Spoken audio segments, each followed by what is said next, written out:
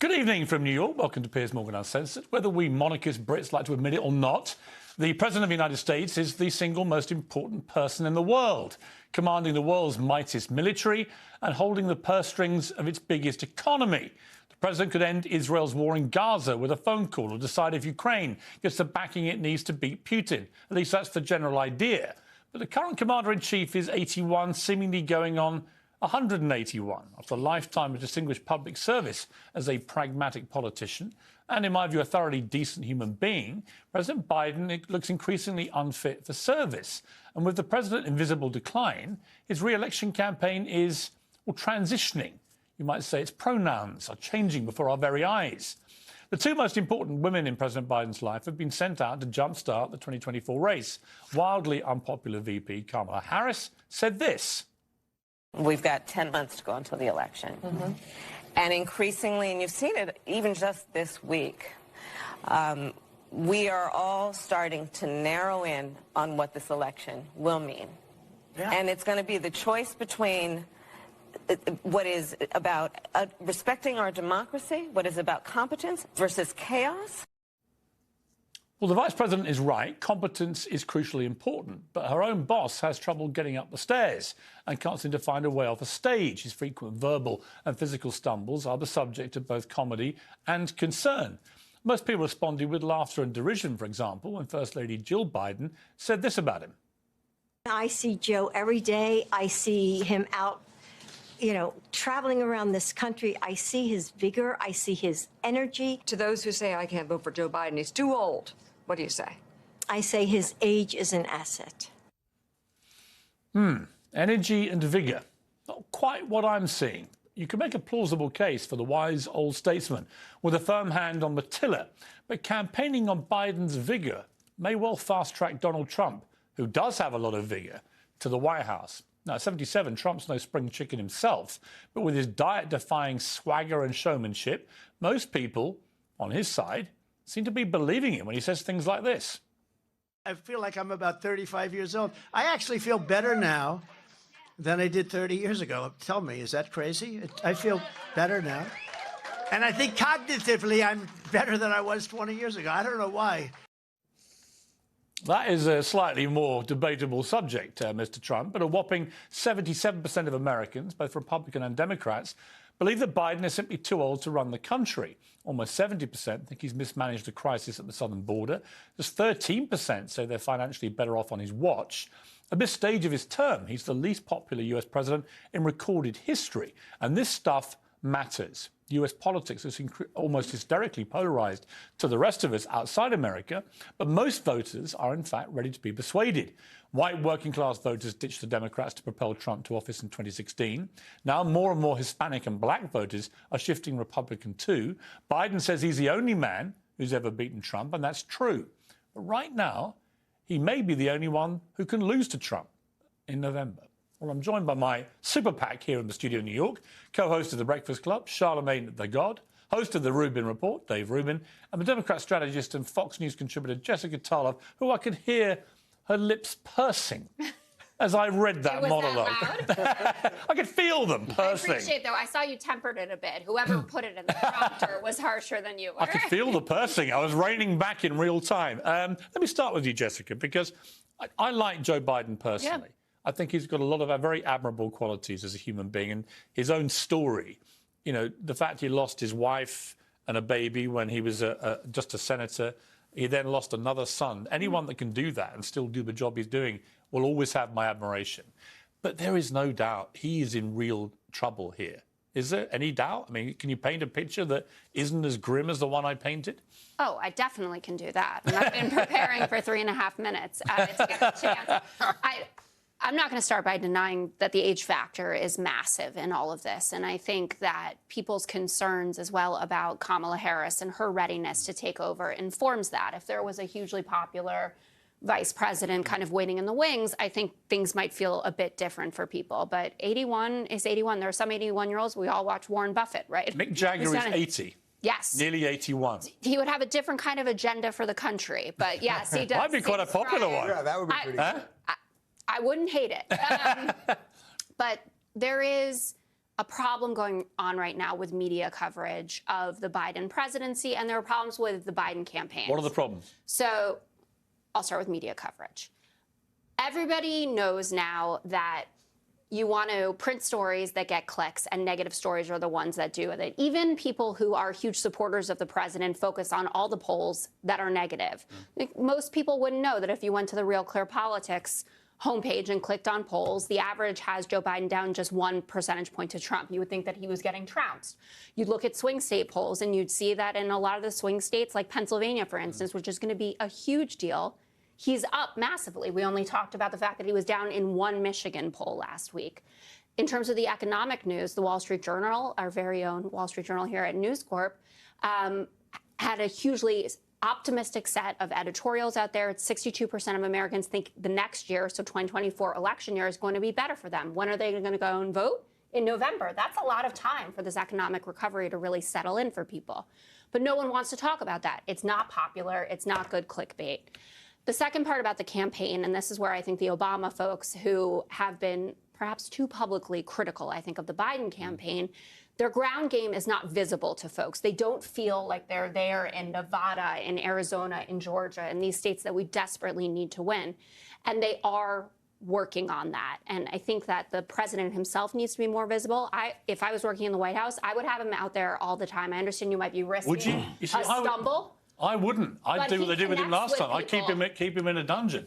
I mean, Dave, look, here's the thing. I think the problem is not, it's not his age. I think that Joe Biden's problem is the clear senility that's going with his age. Like I said, I met Mick Jagger last summer, absolutely bursting with the vim and vigour that Jill wants us to believe she sees him go. Look, Piers, do any of us sitting at this table or anyone watching this think that he could run one shift at McDonald's? And I don't mean that as a shot for someone that works at McDonald's. Well, that's what a lot of senior citizens do, though. But I don't think he could. I think a lot of senior citizens could, because I don't think it's an age thing. I agree with you. It's a cognitive Dame Joan ability. Collins at the Emmys stole the show. Yes. She's 90 years old. Good friend of mine. She looks about 50, and she has the mental acuity of a 50-year-old. She has vim and vigour. So Jill Biden is right to say it's about vim and vigour, but her husband doesn't exude it. Well, look, let's put it this way. You opened by saying something about ailing Joe Biden, and I thought, I haven't looked at my phone in 20 minutes. Did something else happen? It's a general ailing.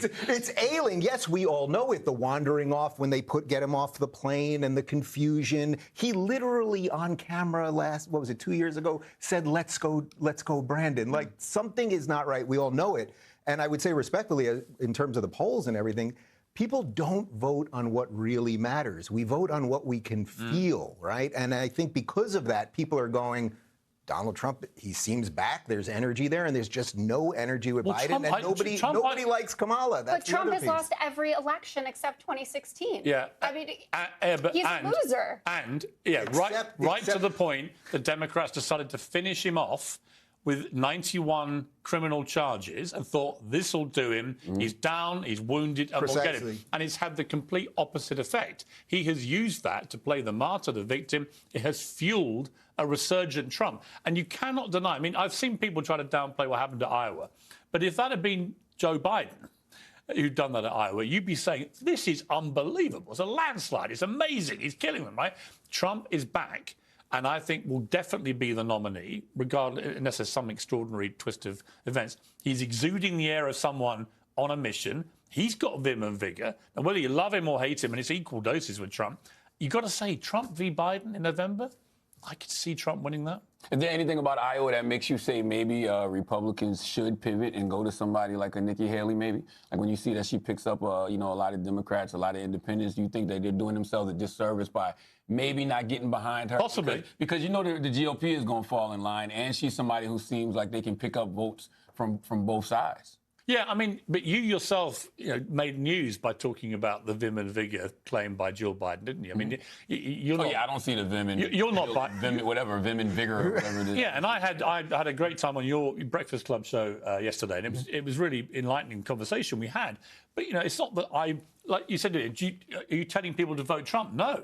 It's not for me to tell people how to vote in this country. And I've been very critical of Trump in the last, since certainly overall the stolen election nonsense, the January 6th thing. I wasn't buying into any of that. And in a way, I felt that was disqualifying. But we are where we are. It didn't disqualify him. He could actually go to prison and still be president of the United States, constitutionally. So we're into completely uncharted territory. All I do feel is the more the Democrats have tried to kill him off, particularly with all these criminal charges, the more that even Republicans that don't like him have gone, you know what, it is a witch hunt. The Liberals are trying to nail up this guy. He's one of us. We're going to back him. And so it's been self-defeating. A bit like the Russian collusion thing. Yeah, I agree with that. And I think the interesting thing is if you're going to use language like, this is going to be the end of democracy as we know it, then there needs to be a sense of urgency. Like you said, when is the ground game going to start? Why is the ground game just start now if it's going to be, the end of democracy? And I think that's what scares people, too. If we see the clear and, to me anyway, the clear and present danger that could be a second Trump presidency, is the Biden-Harris ticket a winnable ticket? I'm a person who voted for Joe Biden in 2020, so I don't think it's anything wrong with asking that question. Do you think it's a winnable ticket? I don't know. When I look at the polls, I don't think so. I think that a 60-plus-year-old... No incumbent president with this poll rating that Biden's currently at in the low 30s has ever been re-elected. Yeah, I mean, when I look at it, I don't think so. You never know. You can say it's 50-50, but I think a 60-plus-year-old Joe Biden, with the things he's done as far as the infrastructure bill, even the student loan forgiveness, the way the economy is now, I think a 60-something-year-old Joe Biden. He also said to you on your show, which again made headlines. You make a lot of headlines, Charlamagne. I'm jealous. But he said, if you're black and you don't vote for me, you're not black. He meant it as a joke. But what did you think when he said that? Was that a sense of entitlement, a bit of arrogance about the African-American vote? I think that, he has too many black friends around him, and they made him feel comfortable enough to make that joke. I feel like he probably had a bunch of black people around him who have said that exact language, because when they say that, they're saying that, hey, if you vote for Trump, you're literally voting, against your own interests as a black person. And I think he's heard that a bunch of times, so he thought that would have been a nice little... Dave, let me ask you a specific thing, Dave, about this, right? So Trump, this is where I have a problem with Trump. Every time I sort of, he makes me laugh, right? He just does. When he said that thing on the eve of Iowa, that even if it kills you, come out and vote it, you've got to laugh. Right? And actually watching people leader of the free world. But watching po-faced liberals lose their minds when he does that stuff makes me chuckle, right? I see myself as pretty down the middle, but I think he's funny and he can make people laugh. But when he says this, I don't laugh, right? He said the President of the United States on Truth Social yesterday, the President of the United States must have full immunity, without which it would be impossible for him to properly function. Any mistake, even if well-intended, would be met with almost certain indictment by the opposing party at term end. For even events that cross the line must fall under total immunity. So I tweeted, so if President Biden orders the immediate assassination of you, Donald Trump, that's okay, is it? That's covered. What you're explaining is the true magic of Donald Trump, whether you love his policies or not. Because on one hand, you're going, well, there are certain lines when he pokes fun at the... Yeah, but he means this. No. So your line now is, he put it in quotes, crosses the line. No, I can tell when he's laughing and joking. So you think when he says cross the line, what he meant was, I can take out Joe Biden. No, that was me suggesting that that's where you take the argument. But what do you think he means? I think what he means would kill one of his political opponents or get them killed if he could. No, I think he's actually, as always with Trump, it's self-interest. He wants to basically make sure he can't be prosecuted. He means Jack Smith, go home. Yeah. That's what he means.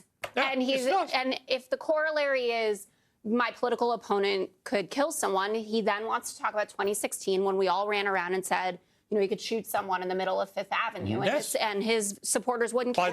By this new criteria, he could do that and get away with it. Right. Well, I think there are some legal questions as per what a president is allowed to get away with and not be prosecuted after. But I'm pretty sure murder is not one of them, like outright murder. We don't know that. He would like it to be. He would like anything that crosses the line to fall under total immunity. The man has open adulation for Xi Jinping, for Kim Jong-un. That's right.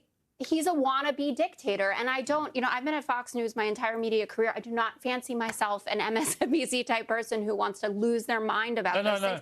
But that is very serious to have someone who was the leader of the free world and is running to be it again, to believe that these people who are anathema to democracy are doing it right. What did you feel when Kamala... And also, too, though, we're acting like, it's not just rhetoric. Yes, he said he wanted to be a dictator for a day. Yes, he said, he should be immune from killing, his political rivals. But he also attempted a coup in his country, guys. Right. Like, why are we acting like that did not happen? Why do we keep acting like January 6th did not happen? I mean, it didn't happen. I mean, what, that a bunch of people showed up with no plans, no weapons? I mean, I'm not defending the people that actually broke windows or anything else, but there was no coup. There was no That was an attempted coup in this country. I got eyes and ears. I'm not a political expert, was there but I know what I saw. Was there a plan? Did anyone have a piece of paper that said Proud Boys had a plan, and they were invited into the White House. Right. There were people with zip ties. That's not a casual thing that you walk around with. I'm not diminishing. They went after the ballot box. Just They were talking about hanging the vice president. There were 1,000. There were only 100 bad ones. Let's say that doesn't mean that it wasn't an attempted coup fomented by the president of the United States of America. I mean, does anyone honestly think that Donald Trump thought that the next day he would be president? You know, post transition. Well, Bill Barr transition? does, which is why he finally had to go. There are people. I mean, what was so powerful about the January 6th committee and what they were able to put together is the fact that they used almost exclusively Republican testimony.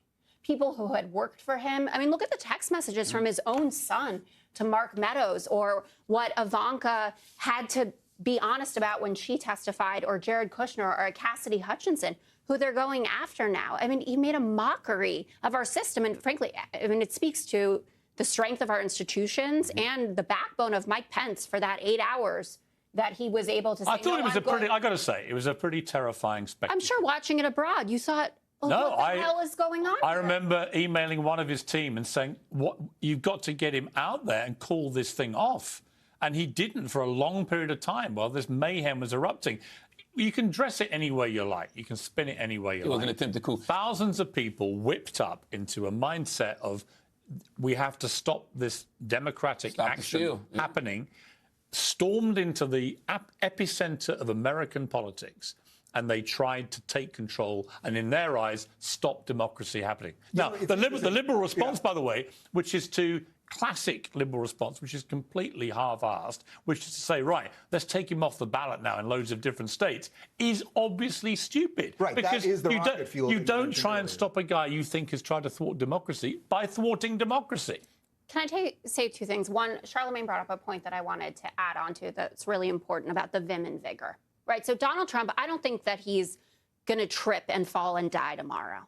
But when people do see him, he's talking absolute rubbish. He's done that for 50 years. I mean, come on. But people, I agree.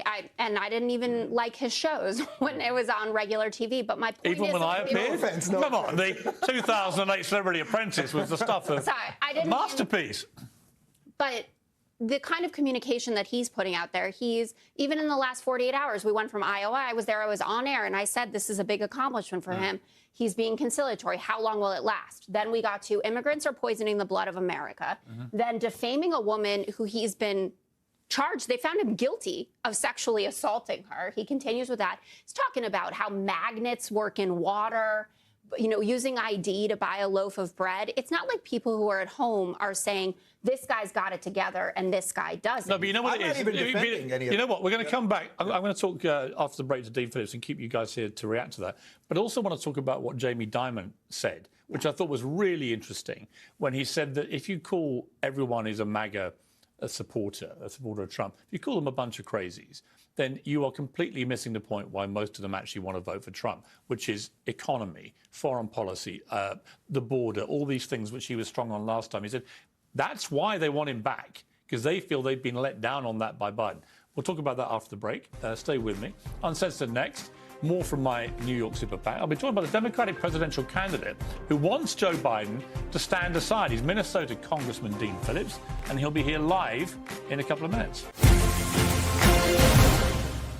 Welcome back to Piers Uncensored, live from New York City. Democrats are privately fretting about President Biden's disastrous polling in the race for the White House. Very few of them are prepared to say it out loud. Only one elected Democrat has been bold enough to run against the incumbent president.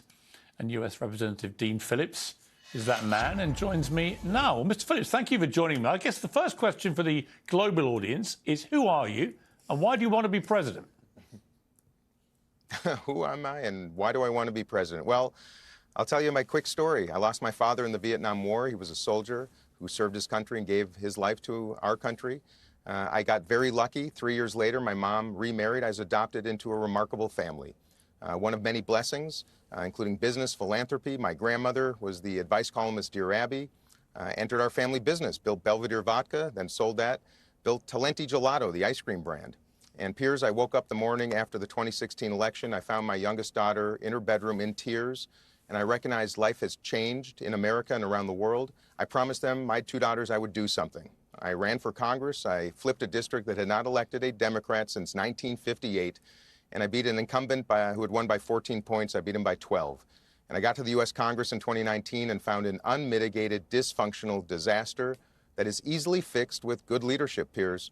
And you ask why I'm running for president? Well, the overwhelming, exhausted majority of Americans, center-right, center-left Americans, common sense people, are tired of this. They want to turn the page from both Trump and Biden.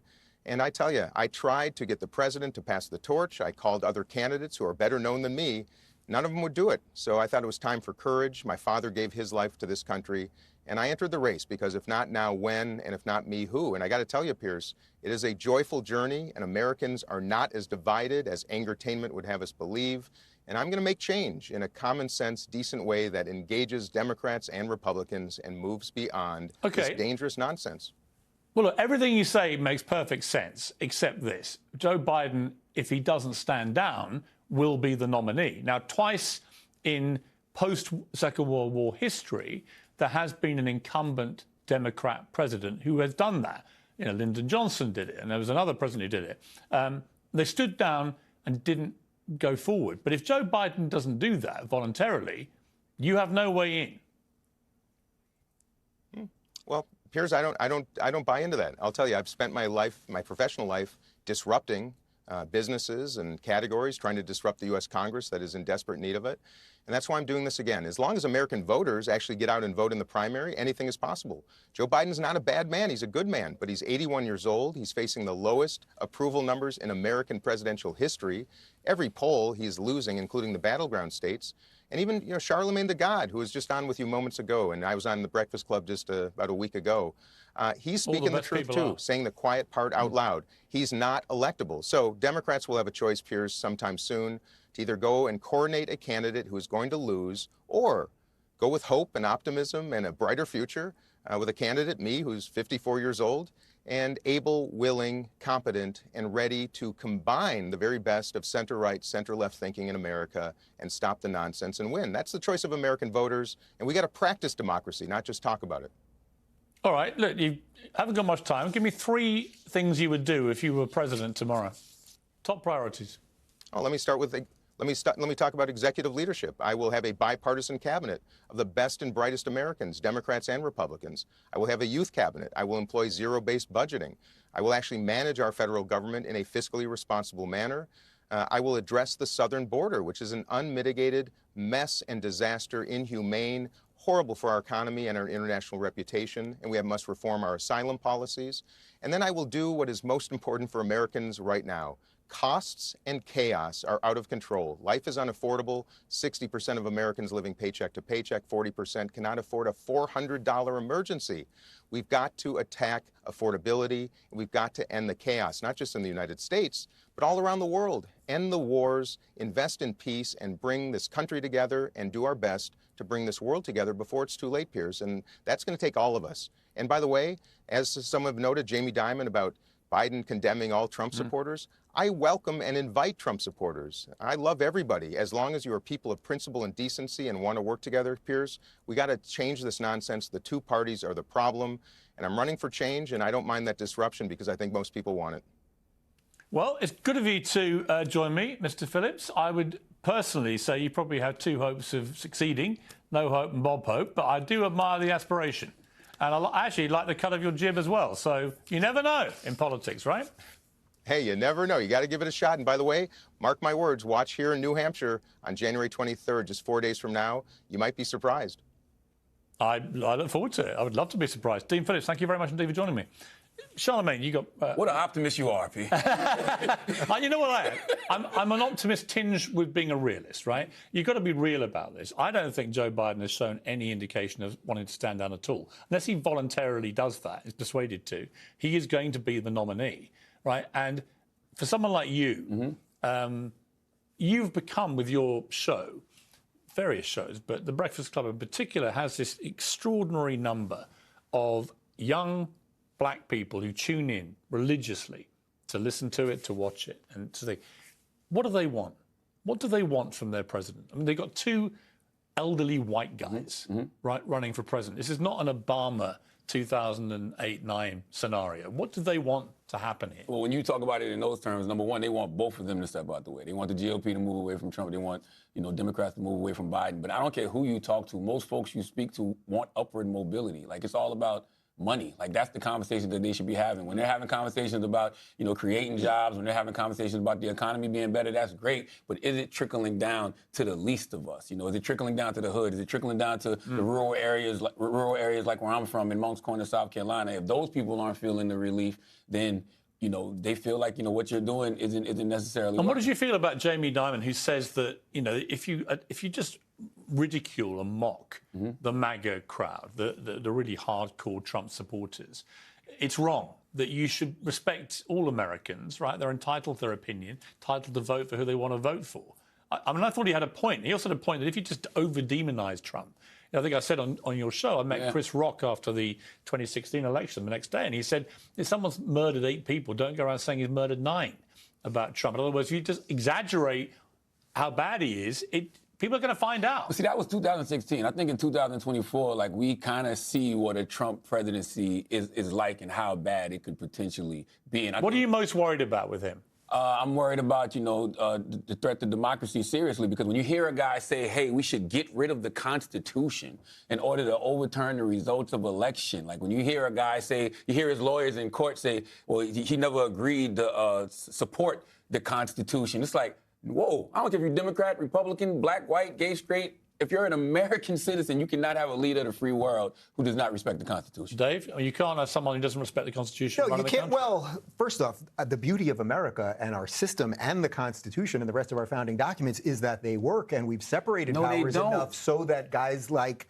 Donald Trump potentially, if he wanted to be dictator, it's not that you just flip a switch and suddenly you're dictator. So why are they not using the 14th Amendment then? Well, hold on a second. I would also say that if you look at the actual reality of Trump's presidency pre-COVID, the economy was booming. Yeah. We had the Abraham Accords, lowest all-time black unemployment, lowest all-time Latino unemployment. And you may remember at the State of the Union when he mentioned that, and AOC and the rest of the Congressional Black Caucus sat there like this. I thought they would have been for low black unemployment. So Trump has done a lot of things right. And I'm saying this as somebody that wasn't even supporting him 3 days ago. I mean, I'm a DeSantis guy. I moved to Florida because Jamie Dimon, to be fair, look, to be clear, he's not a big Trump supporter. Yeah, but he's locked horns with Trump a few times. He's donated to the Democrats, right? It's not, and Trump has rubbished him in public about doing business in China. So it's not like he's a diehard Trumper himself. He just made the point, which I think is right, which is if you just abuse everyone that votes for him, you are basically committing an act of self-harm. What I would recommend anyone do as this election keeps going is as the rallies start again, and I did not vote for Trump in 2016. I did vote for him the first time, but the second time. And one of the reasons that I ended up doing it was one day in LA, I happened to drive by a rally, and I was like, you know what, let me just go in there and see what's going on. And there were black people, and there were Latinos and gays for Trump, and it was a joy fest. It was a party. American flags everywhere. It wasn't some coalesced idea of let's take out democracy or take out the Marxists or anything else. It was basically kind of like an FU to the system and then just this mix of politics. I mean, that's the All right, Jessica, were you in this party he's talking about? I wasn't invited. There were gays, blacks, Latinos, but no liberals. What did you think? What did you think of Jamie? There were an awful lot of liberals. Yeah, there were 4 Bernie Sanders voters who probably didn't turn up. What did you think of Jamie Dimon's comments? Because they were interesting. I think Jamie Dimon runs a huge international business. And you can see a line in the sand with how people who don't want to lose customers talk about all of this. And they have to do it that way. And that's correct. But as someone who spends my time in conservative media with people who vehemently disagree with me, I've had it up to here. If I could clutch my pearls any harder, whatever it is. They try to say that liberals talk the same way about conservatives that conservatives talk about liberals. If Donald Trump wins the presidency again, you will have a president who calls more than half the country, 81 million voted for Joe Biden, 74 million for Trump, calls us thugs, pedophiles, communists, Marxists, anti-Americans, traitors. I'm not being welcomed into any sort of I have a question. I have a there. question for you, which I asked Charlamagne yesterday. How many immigrants did Barack Obama deport in 8 years? He's the deporter in chief, and I've said it. Do you know how many many times it is? 3 million. 2 million now. He only knows because I told him. He hasn't got a Scooby yesterday. I thought it was only 2. It's over 3 million. It was the greatest number pro rata of any president in history. Yes, and He it was did the not hurt him with deporter-in-chief. Latino voters. I say it all the time on the 5. Biden can get tougher about this. Henry Cuellar, he's got it right how he's talking about it. The border Dems, the Mark Kellys of the world, that's all fine and good. But to your point about what this world looked like or this country before COVID, Trump's setting all these records. Guess what? Biden's done better than his records. So black unemployment is lower than it was under Trump. Latino unemployment lower than under Trump. Let's talk about oil. I can't even tell you how many times I've been told, drill, baby, drill. Well, Joe Biden's doing it. 13.3 million barrels. It's the highest amount of oil produced by any country in history. Good sales pitch, but here's the critical question for all of you, and it's a one-word answer. If it's Biden-Trump in November, Who am I voting for? Who wins? I do believe Biden wins. Trump.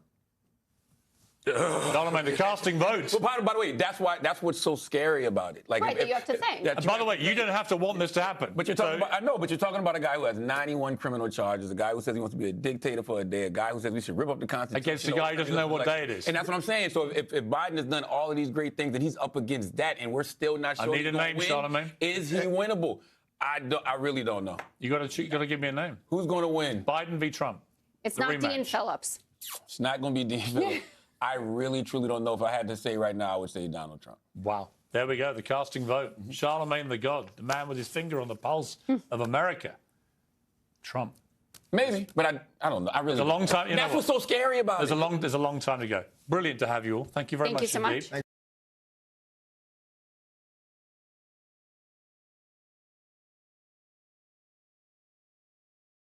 Donald Trump's improbable return to the White House took another huge step forward at the weekend as he crushed Nikki Haley in the Republican primary in her home state of South Carolina. The former president didn't even need to turn up for the results, choosing instead to give another one of his barnstorming rally speeches to the Conservative Party Action Conference.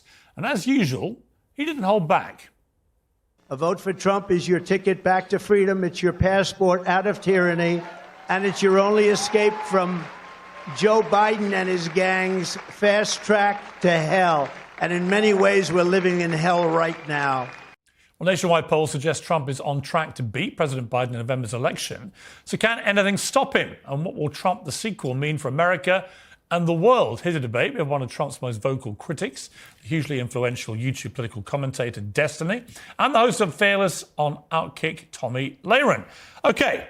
Destiny, you voted for Joe Biden last time.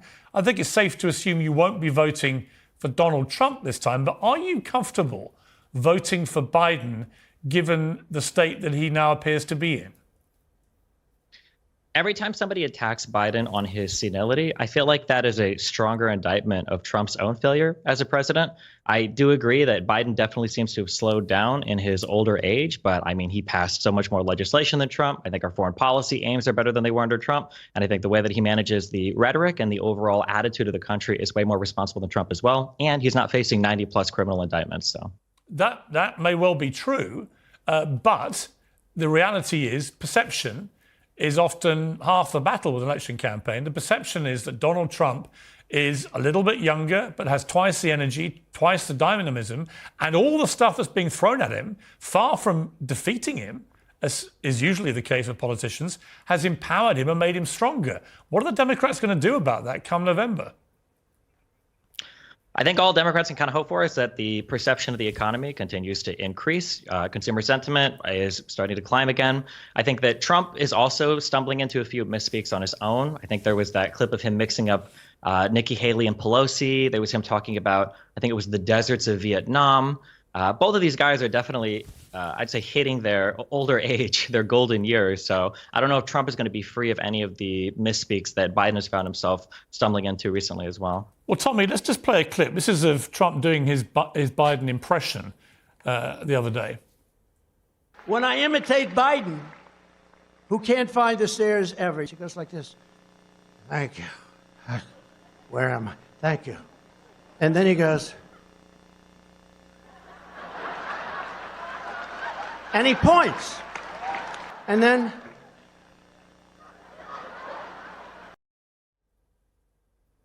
you see, Tommy, the interesting thing with me about Trump, I've known him a long time. I look at him, warts and all, good, bad, ugly. There's plenty of all of that with Trump. But his supporters love him.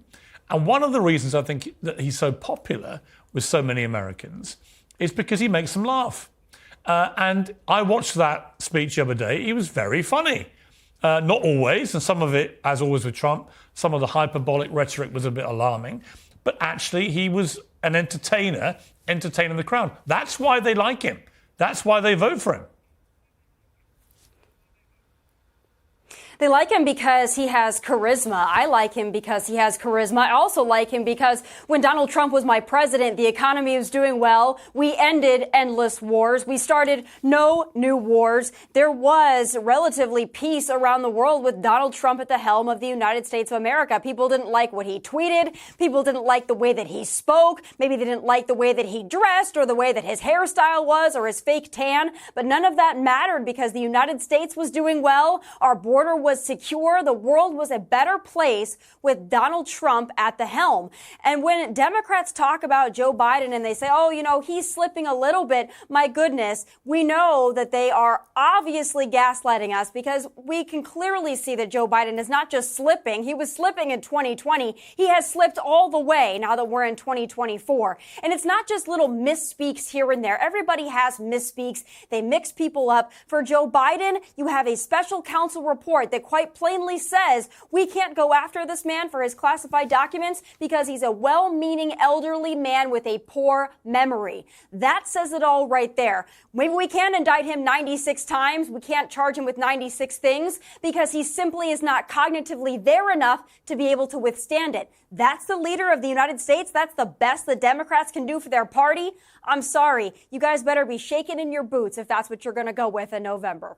I mean, Destiny, you know, I know your view of Trump, but it's hard to argue with all of what Tommy just said, isn't it? I mean, the Democrats seem to me to be sleepwalking in to a complete disaster if they're not careful. Biden does look, from here across the pond anyway, like someone who can barely string a sentence together or stay on his own 2 feet. How would anyone vote for someone given they have to do 4 years more from November as President of the United States, the toughest job in the world? I mean, it depends on what you're pushing for. I mean, if you want to elect a comedian because he's got good charisma, then I agree that Trump definitely has better stage presence than Biden does.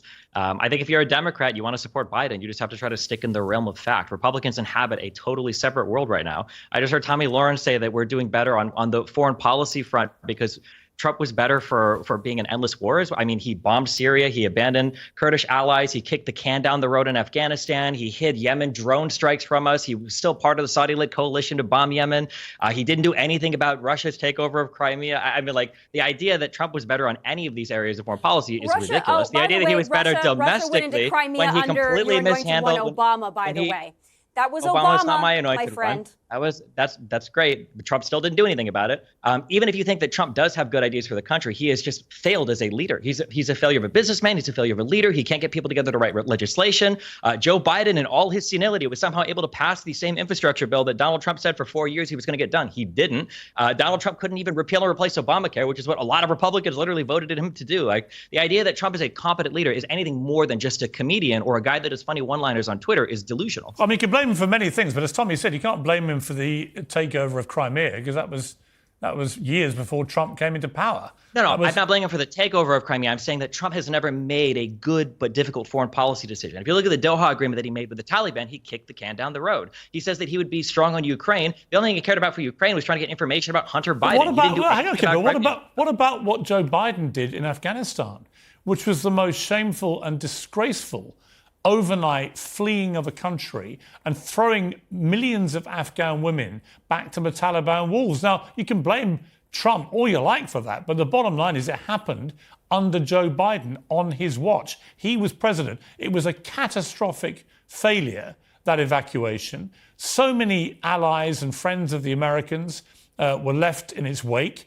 Many people died that day. And women in Afghanistan have gone back to the medieval dark ages. That's on Joe Biden, isn't it? No. If you Really? read the if you read the Special Inspector General report for Afghanistan, the whole reason why that pullout happened on that timetable was because of the Doha agreements that Donald Trump signed. He drew our troop levels down to historic lows in Afghanistan for when Biden came into office because Donald Trump put America on a timetable to leave that country. If Biden wanted to, he could have come in and undone that. So you're blaming, just to be clear though, Destiny, you're blaming Donald Trump for a decision that was taken 8 months after he left office. That decision was taken under Donald Trump. The timetable was established under Donald Trump. He didn't have to stick to it. Joe Biden's a big boy. He's the president of the United States. I mean, Tommy, it seems to me that the desperate attempts... Is he a big boy, Piers? Is he a big boy? I'm not so sure. He has to use the kiddie stairs. But I just have to jump in here because I don't think anybody wanted to stay in Afghanistan. That wasn't the point. The timetable that Donald Trump negotiated, there was nothing wrong with the timetable. Biden's withdrawal from Afghanistan was catastrophic. He didn't have the support that he needed. He didn't have the strategy that he needed. It wasn't about staying in Afghanistan in perpetuity. Nobody wanted that. I'm sure Democrats didn't want to be in an endless war in Afghanistan either. It was the way that Biden handled it. And every time since then, he has failed when it comes to foreign policy. Now we've got Israel at war. We've got Ukraine still and heading into year, 2.5 of war that we are still funding. The world is a much more dangerous place. And that doesn't even bring me to my southern border where we have 10 million illegal immigrants who have invaded on Biden's watch. I'm sure my friend is going to tell me that that is Donald Trump's fault as well, even though he oversaw the most secure border that we believe in American history that we know of.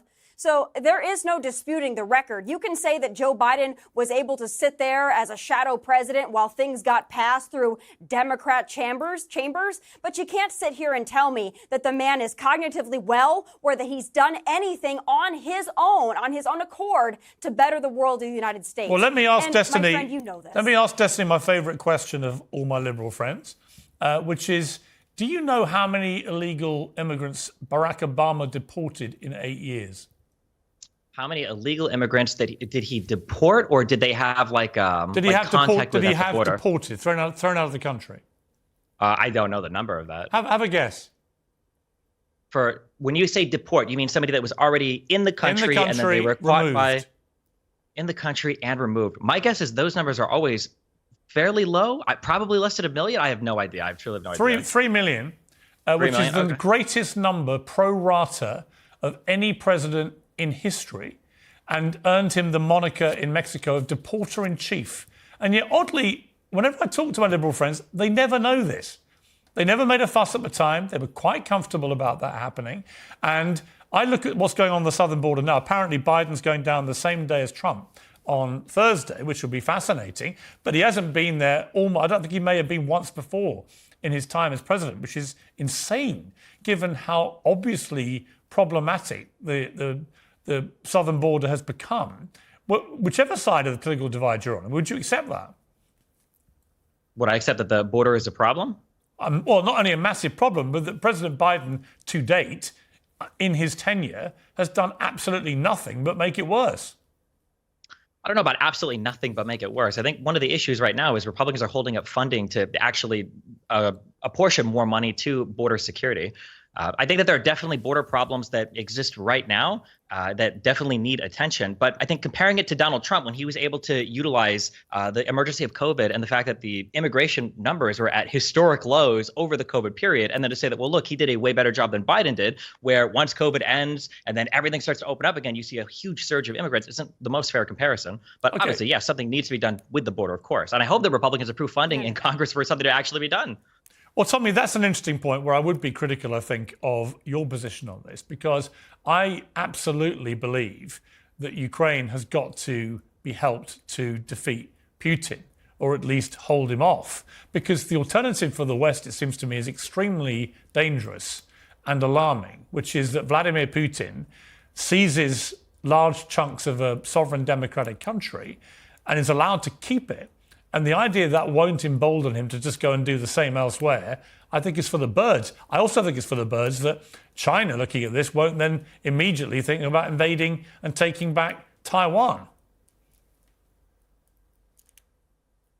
Well, I would also say this. If Donald Trump were our president right now, Putin would have never done that because he didn't when Donald Trump was in office. We mentioned earlier under Obama, they go in, take Crimea. Under Biden, go in and try to take Ukraine. So Donald Trump, we'll just say, he started no new wars. And the world was either respectful of Donald Trump or fearful, doesn't matter which.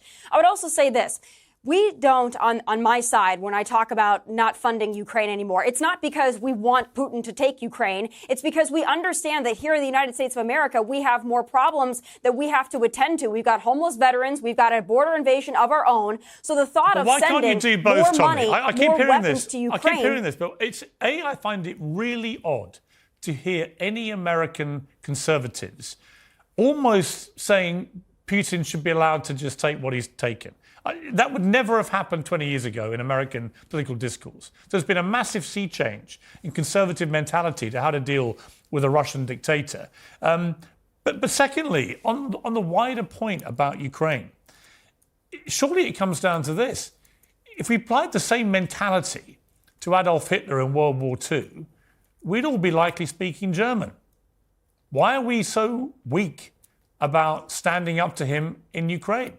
It's the same as when Hitler invaded Poland.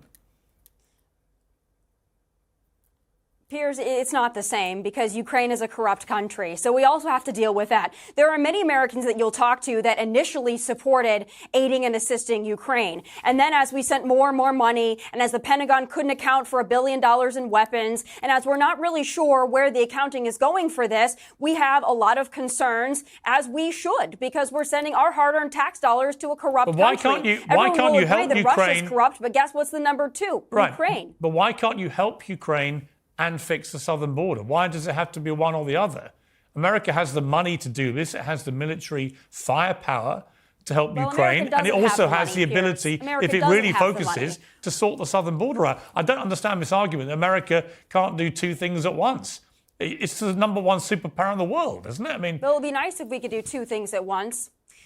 With a stroke of a pen, President Biden could help solve the border crisis. He is not going to do that. It's not a matter of can you. It's a matter of are our leaders able to? And unfortunately, they're not. But when you look at Ukraine, which is a corrupt country, and we're sending our tax dollars over there for now going on over 2 years, it's problematic for a lot of Americans. A lot of Americans don't know where our money is going. We don't know how it's being accounted for. We don't trust our government or theirs to tell us where it's going. So that's where the problem lies. Okay, let me bring and we also believe if we really want to squeeze Putin and we want to squeeze Russia. But Piers, I want to say this. We should be focusing also on American energy independence, because when you have strong American energy independence, that's another way but that America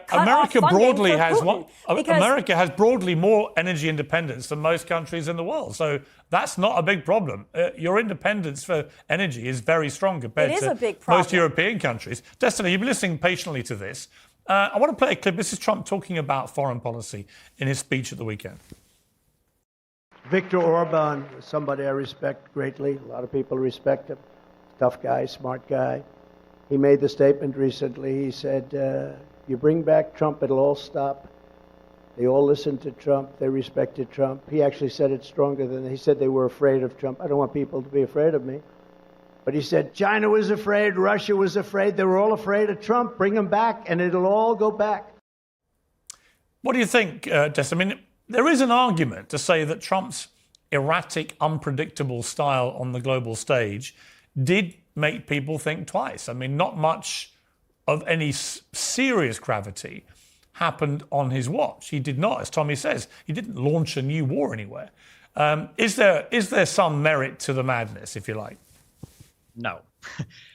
People seem to want to give Trump credit for some things, like people not starting wars or people not engaging in certain types of, I guess, international armed conflict decisions. But the reality is that if you analyze any of the actual particular things that he did when it came to foreign policy, most of them were the precursors for the conflict that we are now blaming on Biden. For instance, I brought up before the round of Doha talks that happened between the Taliban and the United States. The Afghanistan government wasn't even included in those talks. If you look at what's happening right now in Israel and Palestine, the whole Abraham Accords, where Donald Trump was heralded as having peace in the Middle East, the whole reason that was done in a way was to avoid Israel annexing the West Bank and to undermine the Palestinians there that wanted to negotiate with Israel for peace. The whole Abraham Accords completely cut them out of the conversation. It's one of the reasons why Hamas felt so slighted. It's one of the reasons why Palestinians are engaging in more violent activity against Israel, is because nobody's ever been negotiating with them. So there's like this very superficial view that you can take where you can say, oh, Donald Trump was good for foreign policy because no new wars happened to start under this 4-year time period. But if you look at what he was actually setting up in any of the countries where the conflict is going on, all he was doing was setting the stage to kick the can down the road for future conflict to erupt, which it has. All right, Destiny, what would you give Trump credit for? What domestically or internationally? Anything. Give him some credit for something. Let's see, if I had to give Trump credit for anything, I mean, our economy was strong under Trump. I do think sometimes that Democrats are too heavy-handed when it comes to things related to welfare or things related to taxation. I don't like the idea of demonizing success. I think that Republicans typically do a better job, or did do a better job, at things like patriotism or championing wealth or people that were making money. So I guess I would give Trump, general credit for things like that. I mean, I saved money on my taxes. And Tommy, just to return the favor, can you think of something good to say about Joe Biden?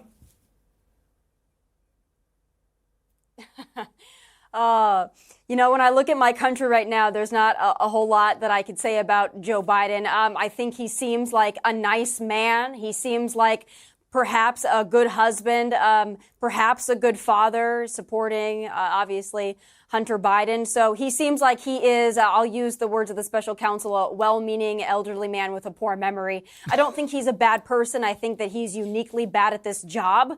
And I think it's time for someone to come and make America great again. And that's I have the most to say, I think Destiny wins. In one of the most exploding economies in the history of the United States, and the recovery from COVID, and there's not, in all of the foreign policy guidance we have related to Ukraine and Israel, there's not a single positive thing that we can say about Biden's presidency right now. Well, no, here's what I would say to you. Again, it comes down to perception, Destiny, which is you're not wrong to say that the economy is in pretty good shape in America comparative to most other countries. The problem is people in America aren't giving Biden the credit because his approval ratings are in the tank because they basically see a guy who's senile and they don't want that person to carry on being president. 2/3 of Democrats don't want him to run again. It's not even a Republican issue. His own party don't want him to. I definitely agree there's perception issues, but I mean, hey, listen, we're in the media. The goal is to fight the perceptions because I think the perceptions are crafted here. And again, I question the authenticity of people that are calling Biden's job performance, into question because of his senility when Donald Trump got almost no major legislation passed, when Donald Trump kicked the can down the road on every single large issue. I also think that a lot of the perceptions of Americans right now in terms of voting for Biden and his favorability is having to do with the fact that apparently a lot of Americans aren't even sure who's going to be on the ballot. I think a lot of Americans still have questions about Biden running because of his age. A lot of Americans still have questions about Trump running because of the incoming indictments. I think as the months start to creep forward, I think we might see sentiment change, especially if the special election history over the past few years in America has been any indication about where American sentiments are feeling in terms of supporting Democrats or Republicans. All I would say in response to that is that if you look just at the Iowa caucus, he didn't even win that in 2016. But he won it this time by a landslide. That says to me that support for Trump is increasing. And remember, he got nearly 10 million more votes in 2020 than he got in 2016. That was after 4 years of if you listen to Democrats, after 4 years of the most hellish presidency in history, 10 million more Americans went out and voted for him. I just want to switch gears to Tommy. I know you've got to go. Quickly about Prince Harry and what Donald Trump said about him, saying that this is in relation to this court case where the Biden administration has been defending Harry over an attempt to try and have his visa immigration papers made public to see whether he admitted his drug abuse that he revealed in his book, because that might disqualify him for his right to stay in the country. And it seemed to me the Biden administration, through the immigration people they put up, went out of their way to defend Harry, saying that he may not have even meant what he wrote in the book. It wasn't facts, almost basically saying, look, he probably lied, so we can't take it seriously, which is pretty damning, given it was his autobiography. But when Trump was asked about this, he said, I wouldn't protect him. He betrayed the Queen. That's unforgivable. He would be on his own if it was down to me. I would say that's quite ominous, because if Trump was to win the election and win back the White House, given the way Harry and Meghan have talked about Trump in a very disparaging manner, I could quite see Trump being petty enough to put Harry on the first boat out of China or out of America. Well, I'll tell you this, there are a lot more people that need to be deported that have come to our country illegally, a lot for Donald Trump to do on day one to get our country back on track. But I will say this, Donald Trump is not somebody who coddles people. He's not somebody who is going to coddle Prince Harry and Meghan. Obviously, they've said bad things about him, and the Biden camp, the Democrats like Harry and Meghan because they feel like maybe they're some kind of liberal superstars. But, you know, I think Donald Trump is going to tell it like it is, and he doesn't care how much money you have, and he doesn't care how many books you've written or what your status is. Donald Trump is going to do what Donald Trump's going to do, and law and order is going to make a comeback. If that, unfortunately, negatively impacts Prince Harry, I don't think I'll be crying myself to sleep at night. I don't think you will either, Piers. Well, we don't want him back here. This is the problem. This could be a nightmare for the Brits. He's so unpopular here. Tommy, you've got to go. Thank you very much indeed for joining us. I appreciate it. Good luck with your own show, which you're going to tape now. And thank you for joining us. Destin, you're going to stay with me because I want to talk to you about your response to last week's debate on Uncensored between Professor Norman Finkelstein and Rabbi Shmuley. I think it's fair to say you weren't massively complimentary. Let's take a look. Oh my God. Is there any debate? Is this actually a real debate? Or is it, who the is this loser? This is embarrassing. Rabbi Shmuley? Is he like a Twitter guy? How am I going to survive in a real one-on-one debate? This is his real talking speed. This is just stupid debate. Ugh. I can do an interview, thank you. I can't believe he's giving pushback to Norm on this debate, and he let this guy yap on the most retarded ad homs for like 20 minutes. Oh my God, but he's not going to answer it. It's just like, it's a stupid argument on so many different levels. I don't equivocate either with the other. Sound the incorrect use of equivocate alarm. Bro, oh my God, these are the types of posts I ban from my subreddit. We get it. Oh my God. Just on a technical point, I think I was using the word equivocate correctly there, unless I'm wrong. I'd have to go back and analyze the use of the word equivocate. Let me be clear: the stuff we do on stream is obviously way more relaxed than this environment. But the main criticism, that I basically have with almost all of the Israel-Palestine debates is both sides have this hyper-specific narrative that tends to omit every single exculpatory thing from the other side, and it drives me crazy. So whether it's a rabbi on here that's talking about like the innocence of Israel, or even the guy you had on right before saying like, well, Israel doesn't like to fight, we don't like to do that. It's like, really? Because Israel has taken advantage of every single military opportunity they've had in the history to expand their territory. So saying they don't want to fight is really silly. But then on the other hand, you get pro-Palestinian people who would say things like, well, Hamas can be a partner for peace, and October 7th was just in response to the horrible concentration camp-like conditions of a region of the world that really isn't even doing that bad compared to other places in the region. So I just hate how hyperbolized both sides of the argument are. It drives me insane. I actually don't disagree with you, and I thought Rabbi Shmuley's ad hominem attacks on the professor were completely over the top, but actually quite illuminating about him and his style of debating. I don't think he played well with the audience at all. And I had a lot of Israelis tweeting me saying, why do you keep having this guy on? He talks in such an inflammatory manner that it doesn't make us look good. So I think that he let himself down a bit there. And on the wider point, I kind of agree. I've had so many of these debates about Israel. It's very hard to do anything that doesn't immediately get dragged to the extremities in terms of the debate. Very hard to reach any point of consensus, and I find that that's the dispiriting thing about that debate, and it may explain why the whole conflict in the Middle East between Israel and Palestine has been going on 75 years and appears so completely intractable. Nobody gives an inch.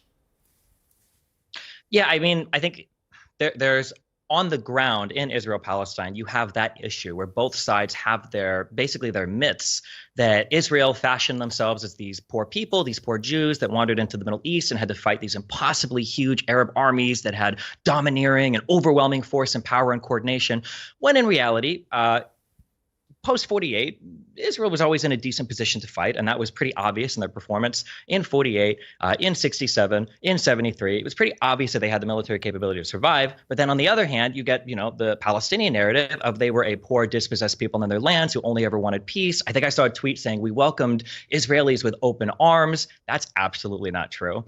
I think that the on-the-ground narratives contribute to the conflict feeling intractable. But unfortunately, I think internationally, I think we feed into the intractability as well, because people are that conflict is so perfect for everybody to have a really strong opinion. You've got brown people and white people, you've got Jews and Muslims, you've got oppressed and oppressors, you've got Western colonial and Middle Eastern countries. Like, everybody can have an opinion about this conflict because of the different parties involved. And people are so not level-headed when it comes to evaluating what's going on that they end up hyping up both sides, and they elevate the expectations to unrealistic levels, which means neither side is really willing to actually settle for a realistic resolution that might make both sides feel a little bit good and a little bit unhappy. What do you think a realistic resolution looks like? I think it's a multifaceted thing, but I would say that it has to be some kind of two-state solution, and both sides need to be willing to negotiate for peace. And this is the hard one, both sides probably need to be willing to sacrifice a little bit for peace. That means that not every Palestinian is going to be happy with the final resolution. It means that Abbas might have to suffer, even more loss of his popularity, or whatever Palestinian leader rises might have to suffer more loss of popularity. It might mean on the Israeli side, similar to Begin or Rabin, negotiators for peace in the past, you might have to pay a political price for being a negotiator for peace, because sometimes the Israeli people or your Knesset doesn't always support you when you're negotiating peace against either Arab states or Palestinians. But the leadership has to be there, that has to be willing to suffer a setback or some loss initially for the peace agreement. And then both people need to have some kind of tolerance to say, hey, listen, we might not get everything we want on the old city. That applies to Jews and Muslims, or that applies to Israelis and Palestinians. Or, hey, we might have to do a lot of land swaps in the West Bank. Hey, all of these settlements that are outside of directly near the Green Line, maybe these do need to be torn down. But yeah, the conversation, we're not even in a place where we can start the conversation on that yet, because people don't even know if Hamas should exist or not, or if Israel has a right to defend itself, or if maybe murdering 1,200 civilians is a reasonable response to the supposed concentration camp conditions that exist in Gaza. Yeah, I mean, you did a debate with Cenk Uygur, who's been on this show many times. In it, you said about deaths in Gaza that the ratio of Hamas to civilians killed were good ratios. But I'm not sure about that. And I'll tell you why. The problem I have with the whole death rate in Gaza, especially when there's a comparison made to World War II and how many German civilians were killed and so on, is that there is a unique population in Gaza of 50% children.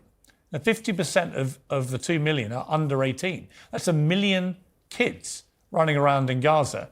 And already we've seen 30,000 civilians killed, with 70,000 more wounded, many of whom are children. And that is something I've not seen in any recent conflict. And that's what makes it uniquely horrific to people.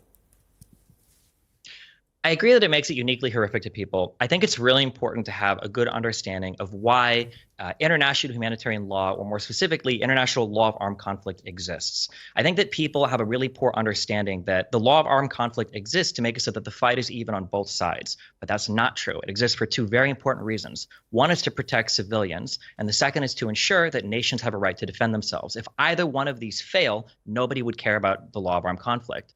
I think the difficulty that Israel has right now in conducting their war against Hamas is that their cause for war, wanting to do something about Hamas, I think is undeniably righteous. That if you've got an organization that comes in, they kill, some 1,100, 1,200 citizens, and then they, capture hostage 200 more. Not only has Hamas not had a good cause for war, not only have they committed multiple war crimes in the actual commission of the October 7th attack, it gives Israel a justification to attack. Now, Israel's conduct in war is a second question. It's a very difficult question to answer. When people try to evaluate if the conduct is good or bad, they oftentimes just look at the number of civilian deaths. But when you're actually evaluating from a legal perspective on whether or not attacks are good or not, the obligation for the belligerent, for the attacking party, is just to try to do what they can to reduce civilian casualties. Now, civilian casualties are tragic. They absolutely are. But Hamas also has a responsibility as the sole administrator in the region to shield their population, not use them as human shields, to make sure their population is allowed to flee, not tell them to stay in their homes when Israel roof knocks, when they make phone calls, when they drop leaflets, when they give advance notice, when they give whole region-wide text messages, right? Israel's doing what they can, more than any other country has in any type of armed conflict, to try to warn the civilian population to flee. But for a variety of reasons, they're not doing it. Some due to Hamas, some maybe due to their fears of getting attacked anyway, because obviously there have been tons of places that have come under attack, even places in the south. But I just think it's important to note that when we're criticizing Israel, it can't be on the absolute number of deaths. It has to be on things like when the 3 hostages came out and they were shot by the IDF. Those are things where you're like, well, hold on. These guys were wearing white flags. Why are you shooting at these people? That's not good. It can't just be on the absolute number of casualties, because if that's the fixation, then in the future, no nation is just going to consider any laws of armed conflict when going to war because they're going to say, oh, well, they don't care what the ratios are. They don't care our targeting decisions. They're just upset that civilians are dying, which unfortunately and tragically always happens in the course of war. If you were the parent of one of the 12,000 or so children who've been killed by Israeli airstrikes, would you willingly and quickly buy into a brave new world of living peacefully side by side with Israel, or would you be implacably determined to exact revenge for the slaughter of your child? I feel like on a personal level, especially someone that has a child, I feel like I would want to fight till the end of time. Right, but that's my point. So that is the natural human reaction, which surely tens of thousands of Palestinian fathers, mothers, brothers, sisters, grandparents, they're going to have to this slaughter of the children. And so I don't understand why Israel thinks it's not just building for itself a potentially even bigger problem down the line in terms of the radicalization through deaths of children of the people who love those kids.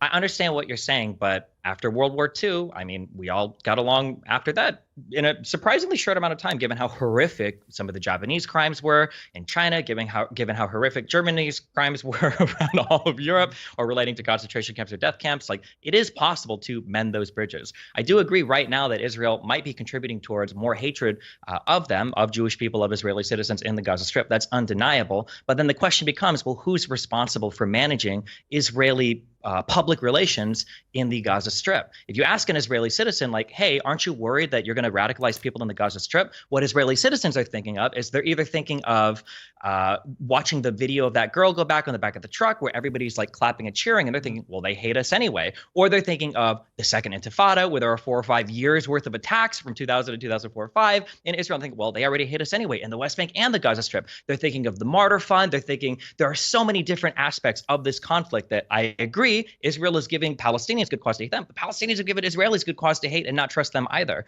And this is one of the problems that we talked about at the very beginning. The mythos runs so deep on both sides that they're both infinitely justified morally if they want to hate each other forever. But obviously, that's not a conductive road forward towards anything peaceful.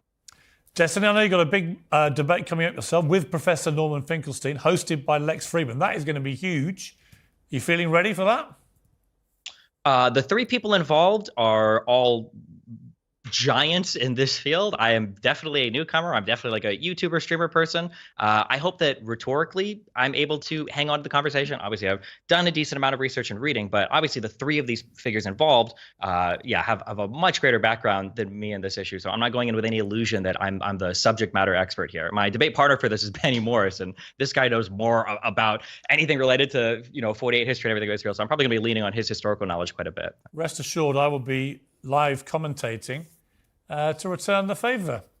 I look forward to the back and forth videos and the reaction videos. Destiny, great to have you. I'll try not to use equivocate incorrectly. So yeah, thanks for having me. Nice to see you. Take care.